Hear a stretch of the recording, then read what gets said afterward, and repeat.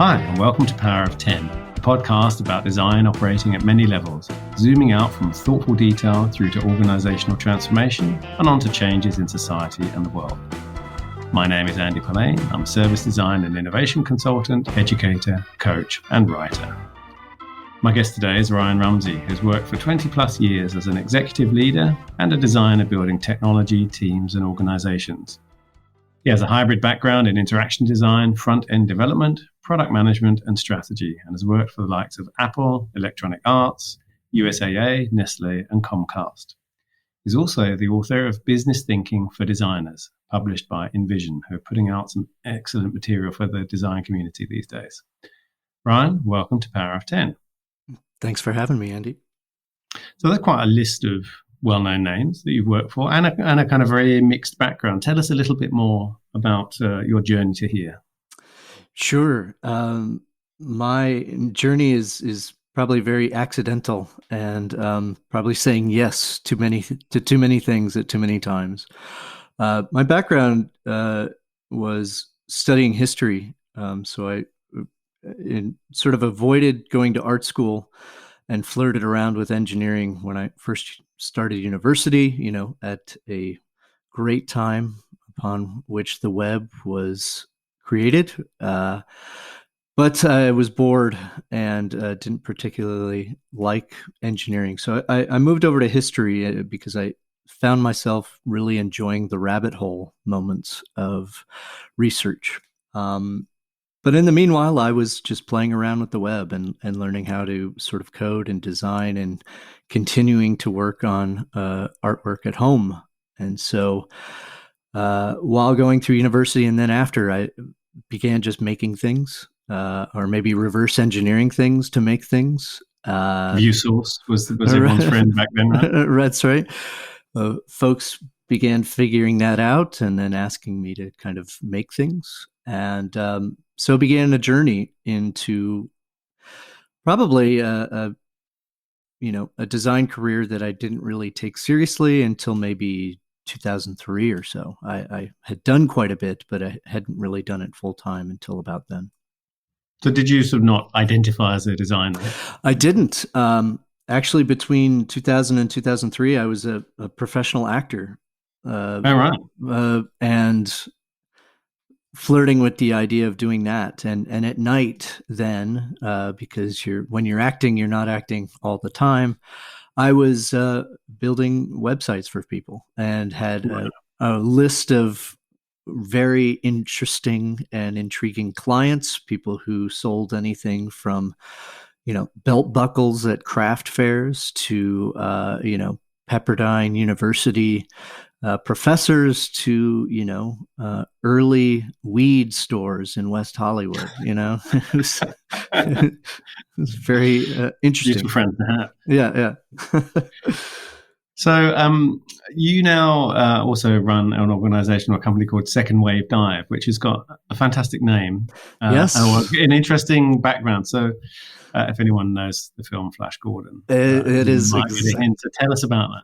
It is exactly right. Yes. So one of the best worst movies of all time, I think, is the 1980 version of Flash Gordon, and Queen has done the soundtrack for it. And so my favorite character is an actor named Brian Blessed, who, for those Americans, is a British actor. The biggest voice in the world. With the biggest billowy voice in the world, and he has the beard in the movie to go with it. And He just plays a character who essentially says, "Who wants to live forever?" and then commands his Hawkmen to, dive forward. And at this point, this is when Brian May is really blaring the guitar in a solo. And so for me, that movie has always resonated. But I kind of look at it as a second wave of me.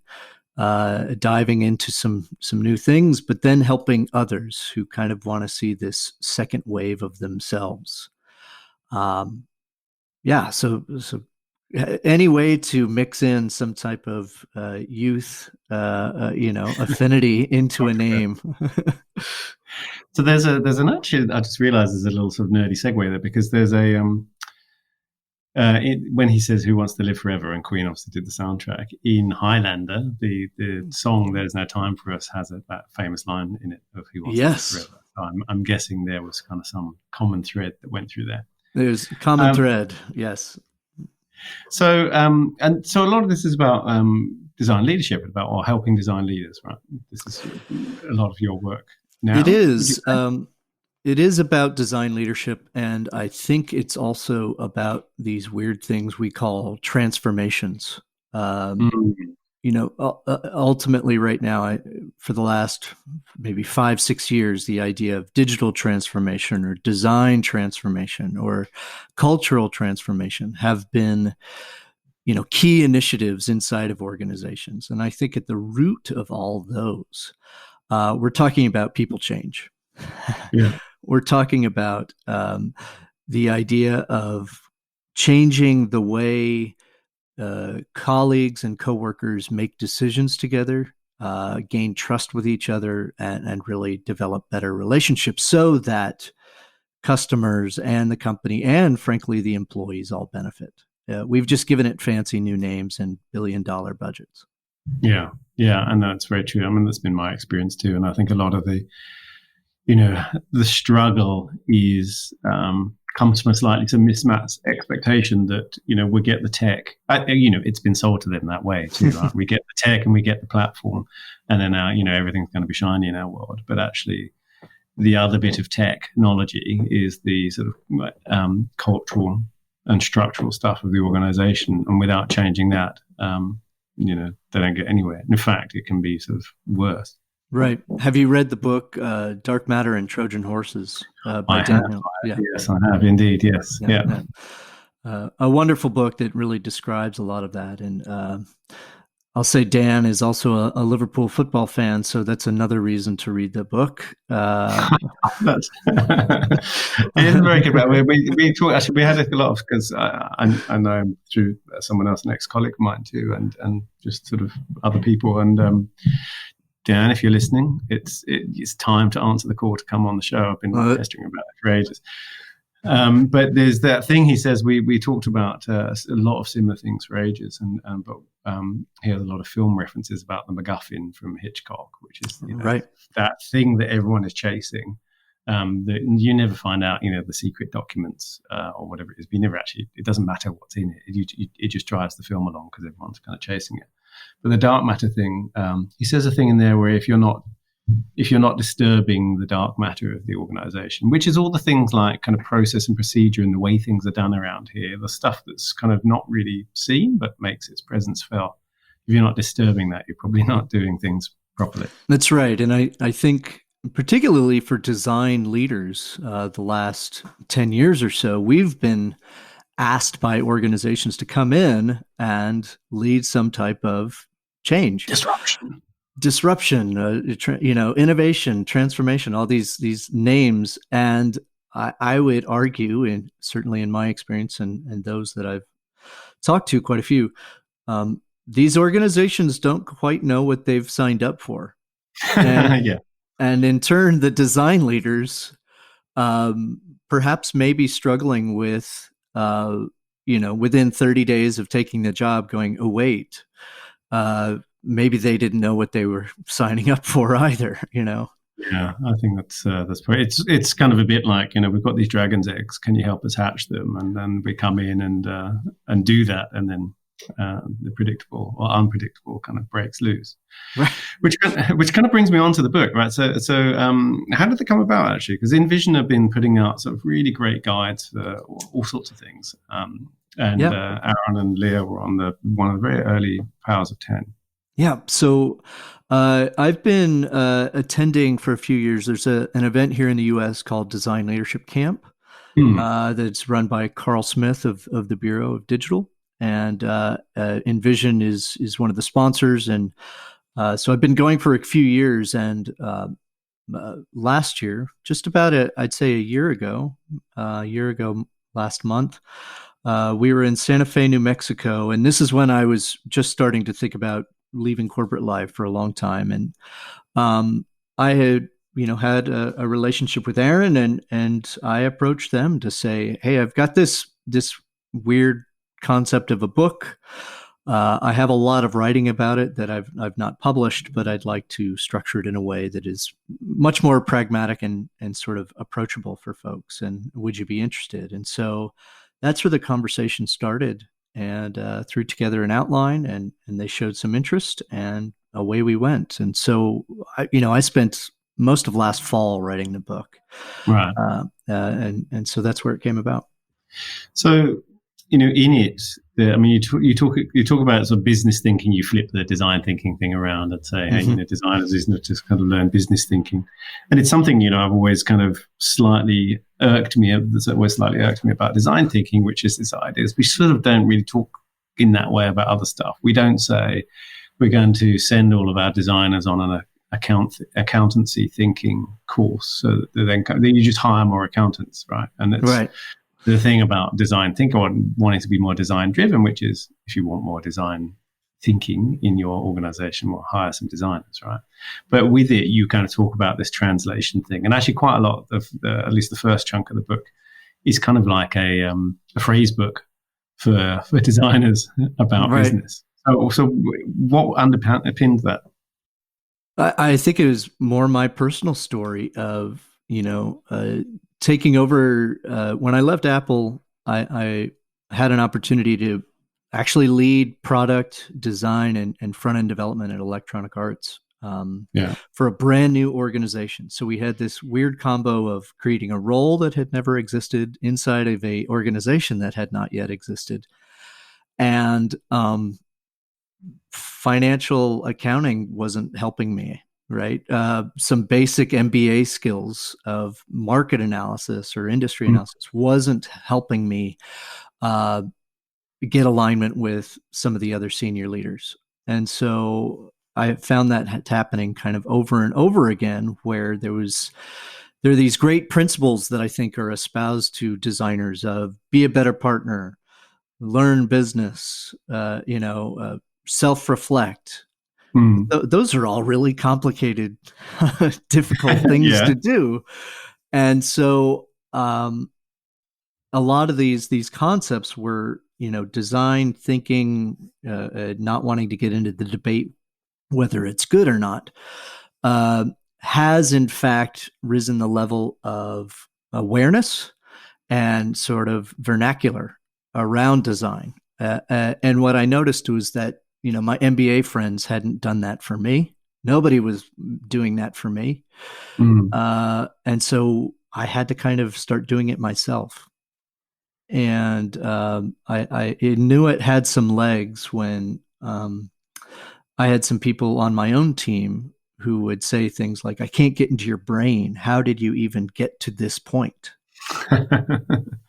So that I had to unwind my brain and make it more practical, kind of activity led. And how might I use a design structured process like a loop to, start teaching, hey, here's how we can maybe use some of our research skills to understand our colleagues. Here's maybe how we can use some of our visualization skills to take those cliff notes that I've included in the book of like these weird business model names and actually draw them out as circles and lines to see what they might mean. So that colleague who said, I can't get inside your mind, that was not a designer colleague. It was a designer on my team.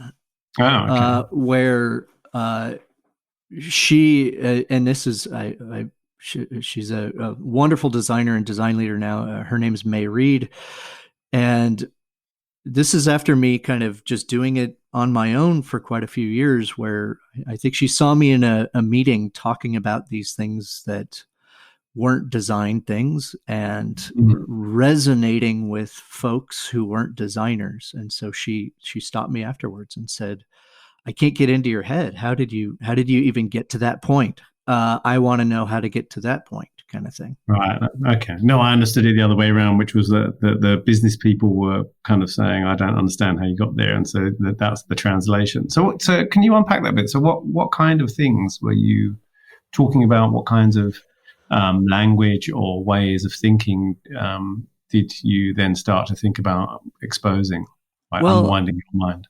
Right. So I think There are a lot of reasons. So my experience is working inside large organizations.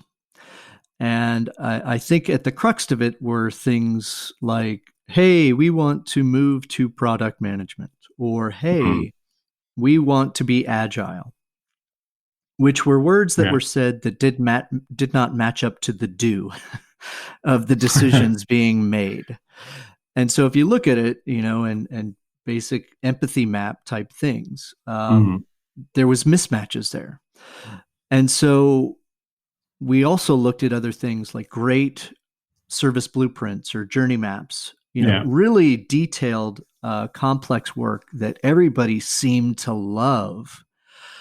And yet they'd put 4 months worth of work into a drawer because they didn't know how to action them. And They that's didn't really know. common, right?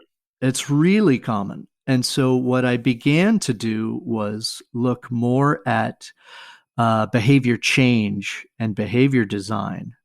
So this weird thing of sort of studying almost like an academic, these other fields of study and how they weren't necessarily pragmatic, but then this design process was fairly pragmatic. How can we kind of blend those?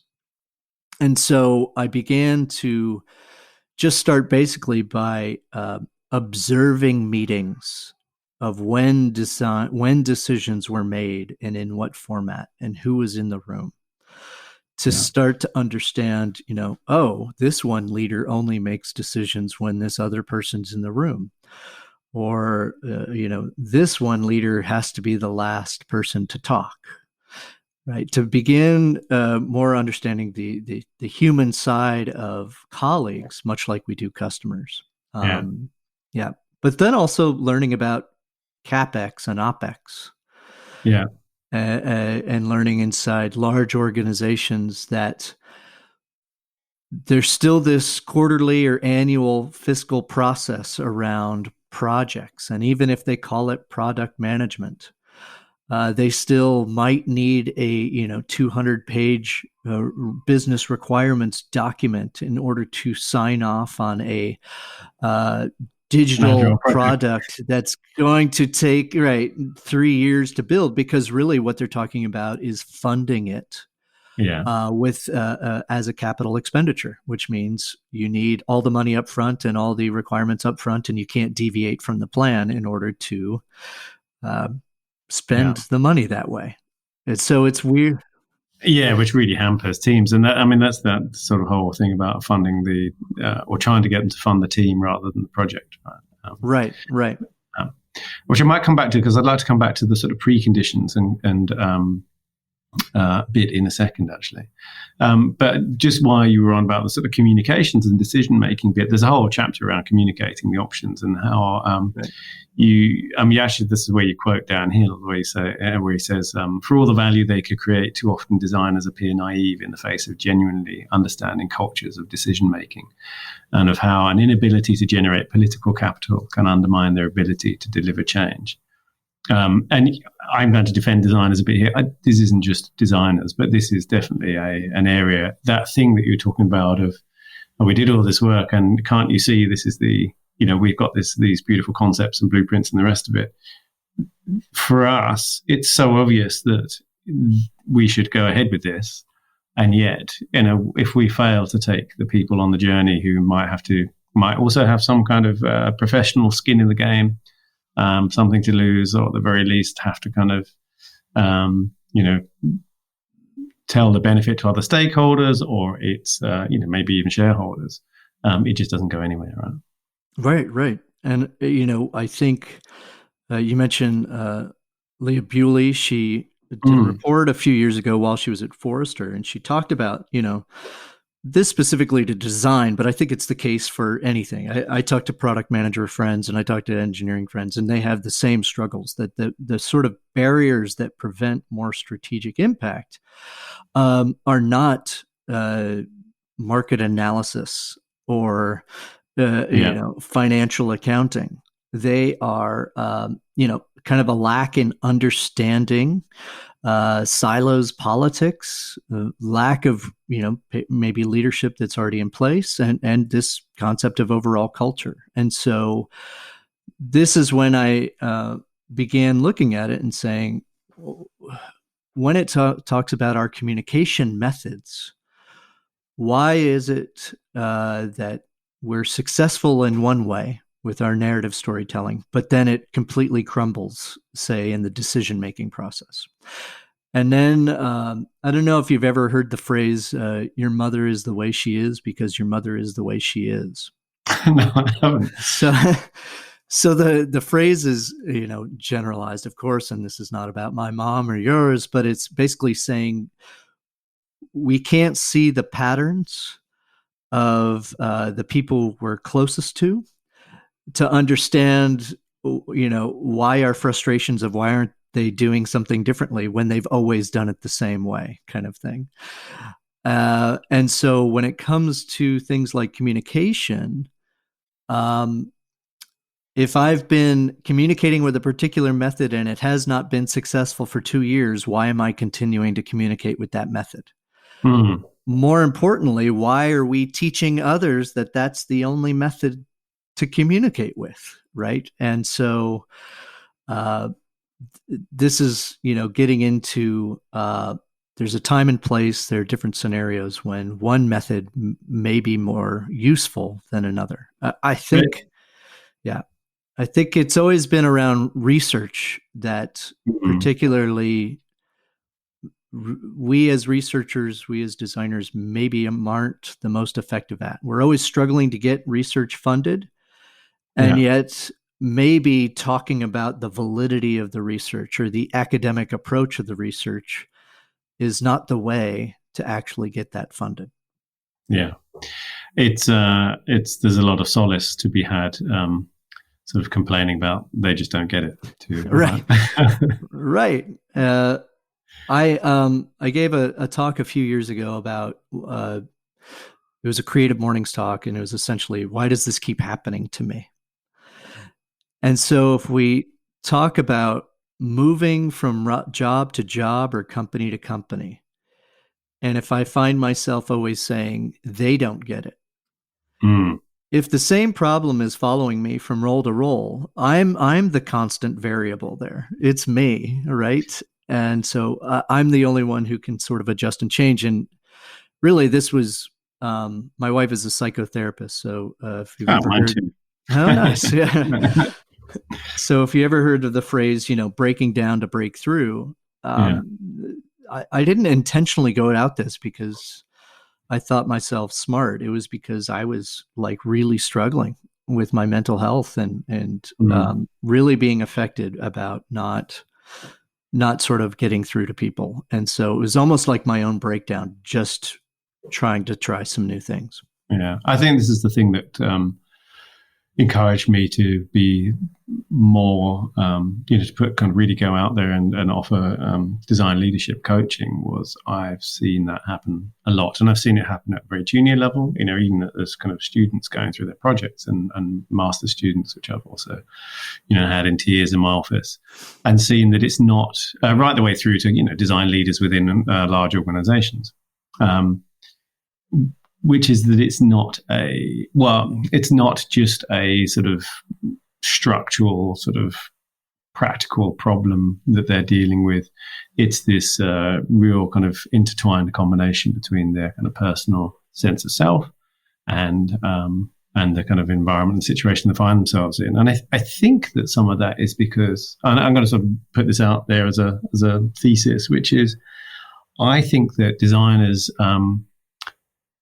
make the sort of barrier between, or they have far less separation between a kind of professional life and personal life than, say, someone who does, says, well, I'm going to go into business. I mean, the classic separation is not business, it's personal. Whereas I think for a lot of people who choose a career in the arts in general, that's much, much more kind of entwined. And therefore, it's, there's a lot more separation. There's a lot of great stuff that comes with that, I think. And I would love to see sort of a lot of business folks go the other way. But I think that's one of the reasons why it becomes a very, very kind of personal journey. I would agree and resonate with that hypothesis, if you will. There's a great podcast based here in the States called The Hilarious World of Depression. And So I know I'm laughing at that. But that's a good title.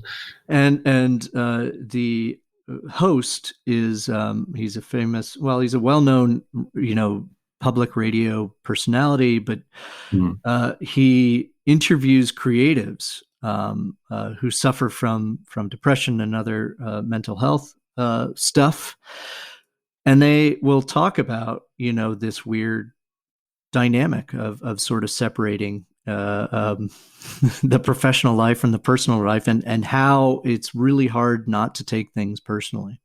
Yeah. So that's another podcast I recommend, because you will kind of see there and resonate. And by the way, I'm a big, huge advocate of mental health. Go get some help if you need it. Absolutely.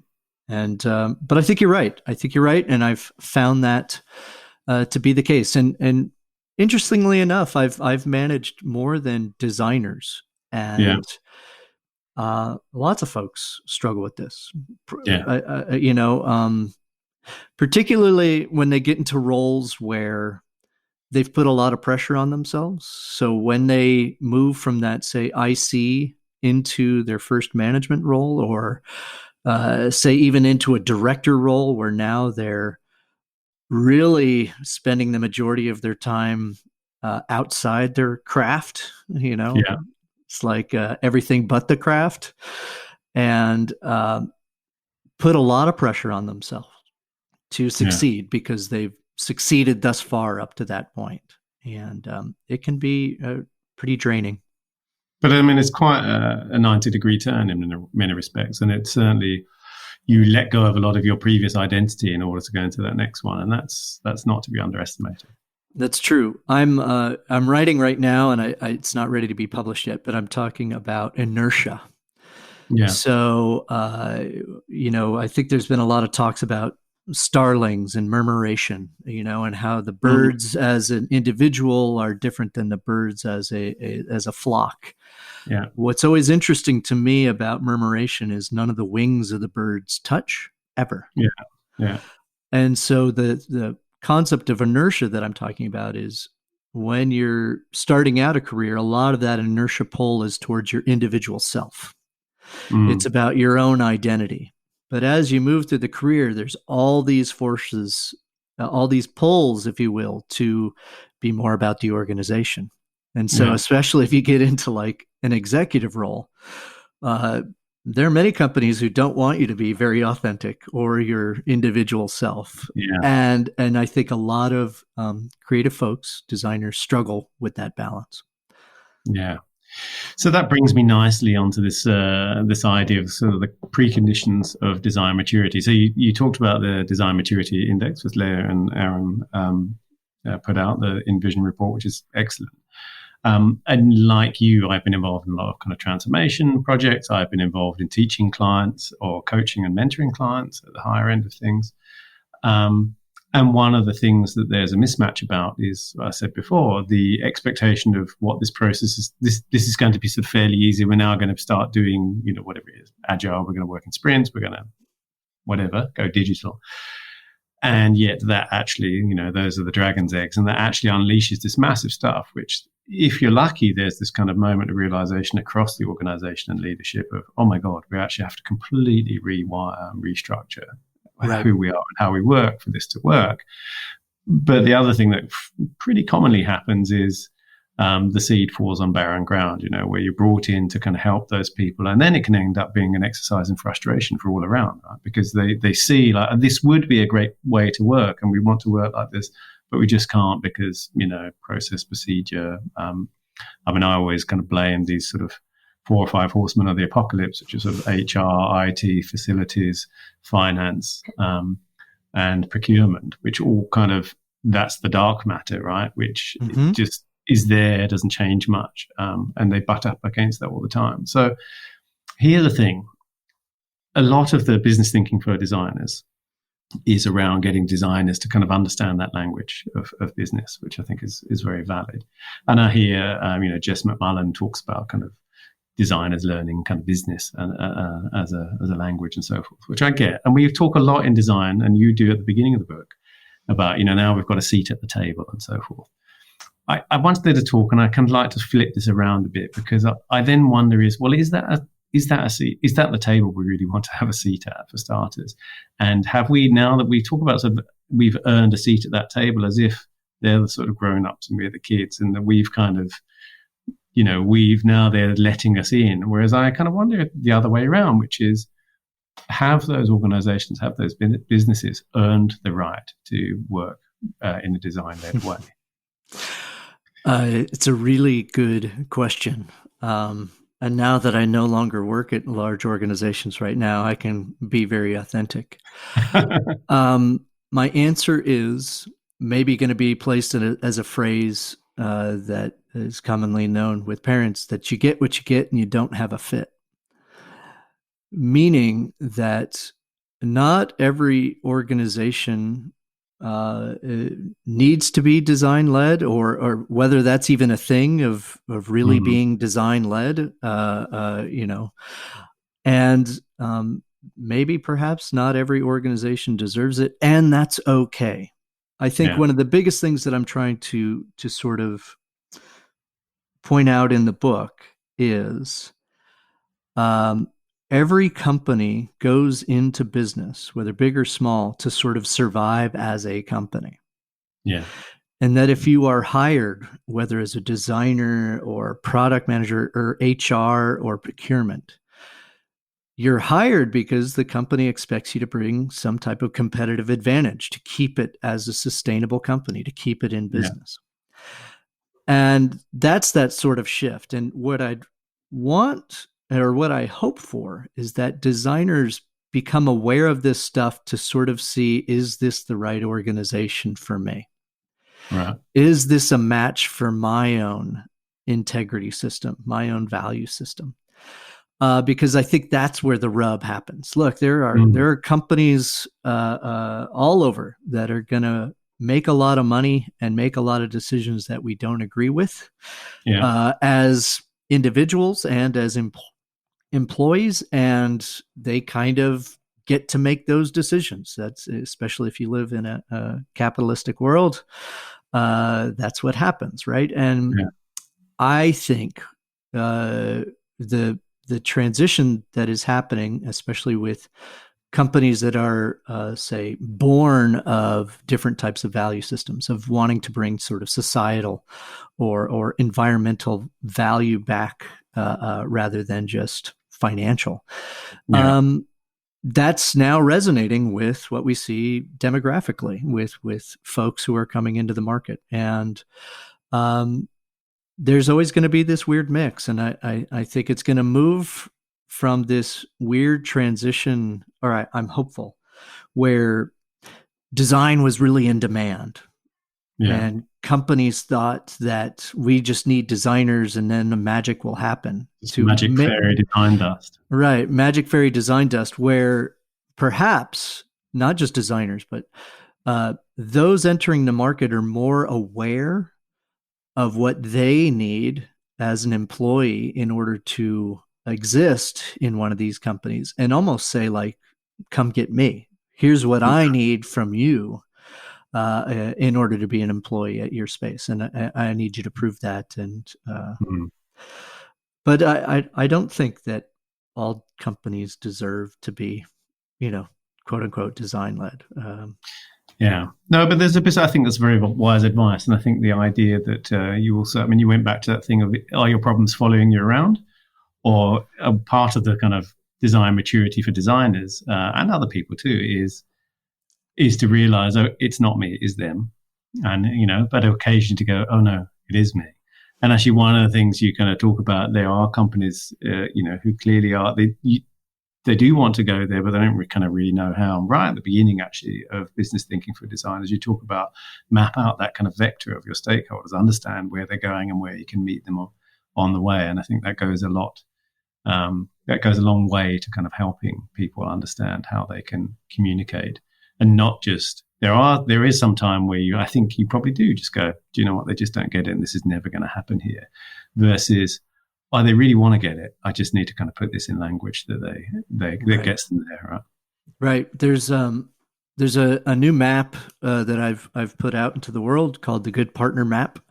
Hmm. You can go to ryanrumsey.com and grab it. It's for free. I've put it up as a Creative Commons license. But what I do in that is I found that there were these weird maps, if you will, like the strategizer stuff, value proposition canvas and business model canvas, and sort of the business folks were adopting those things, and then design folks were adopting things like empathy maps and service blueprints and customer journey maps, Yeah. and sort of just crossing each other overnight and overlapping. And Dave Gray and the Explain team have kind of merged that. But what I found was that neither really addressed behavior change.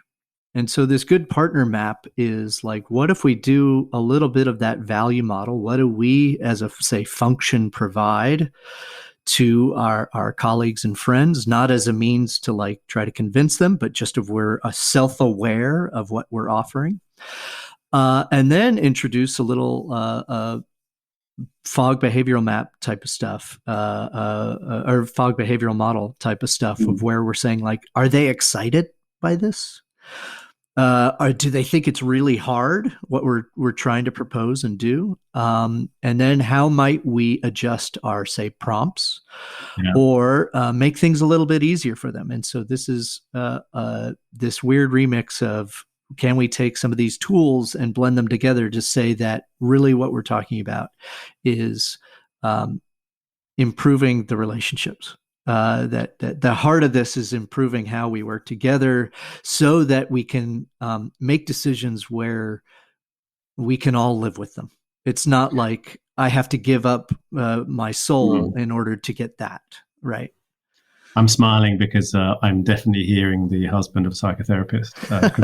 It sounds like some of the kind of thing you're describing. You started to sound like a couple therapist there, which is maybe a good sort of frame to kind of think about it in a way, actually, of two people who've got quite different needs but actually want to coexist together. And bring up children, if you think of the kind of products and services as the kids, right? Or the yeah, I'm influenced by a lot of things, and as the husband of a psychotherapist would say, that I am nowhere qualified to provide, couples therapy or child psychology. Yeah. Yeah, but it's an interesting kind of parallel. We share a lot of a bookcase, that's for sure. Yep. Hey, look, we're coming up for time. As the Power of 10 is named after the Eames film Powers of 10, which is all about the relative size of things in the universe and that sort of scale. So I ask all the guests at the end, what's the one thing that you think is overlooked or needs to be redesigned, or maybe it's a brilliant thing that people sort of underestimate, that has or would have an outsized effect on the world?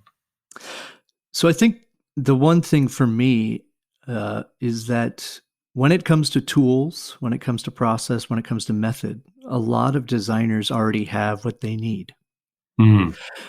I like to call it Weird Al Yankovicing, right? Your process or your tools, that everything is a remix. There's a great video series called Everything is a Remix. Yeah, there is. And when it comes to understanding your colleagues, when it comes to understanding, say, the systems that are in play at work, whether the behaviors or skills of people, we have a lot of the tools. We're trained in these tools of how to work for the interactions of people. And so we're mostly focused on, say, customer stuff. But if we were just to remix that and sort of gauge the perspectives of our colleagues in the same way, we have the tools. So it's there to sort of ease some of the pressure and tension that we put on ourselves, and maybe increase our confidence. Is just to kind of go back and say, how might I remix my tools? That's not as scary as it might sound. Not as scary, no. So where can people find you on the internet? Well, they could find me pretty much in two places. So ryanrumsey.com. It's where I share just a lot of my personal writing and things there. And then secondwavedive.com. There's some exploring I'm doing sort of as a business, and seeing how I might be able to live a life that I want to lead. So, yeah. And on Twitter or LinkedIn or any of those places? Easy to find me at Ryan Rumsey. Twitter, LinkedIn, Instagram. I've been lucky enough to grab those, usernames pretty quickly. Ryan, thank you so much for being my guest on Power of 10. Thanks so much for having me, Andy. As I'm sure you're aware, you've been listening to Power of 10. My name is Andy Polaine. You can find me at apolaine on Twitter or polaine.com, where you can find more episodes and sign up for my newsletter, Doctor's Note. If you like the show, please take a moment to give it a rating on iTunes. It really helps others find us. And as always, get in touch if you have any comments, feedback or suggestions for guests. All the links are in the show notes. Thanks for listening and see you next time.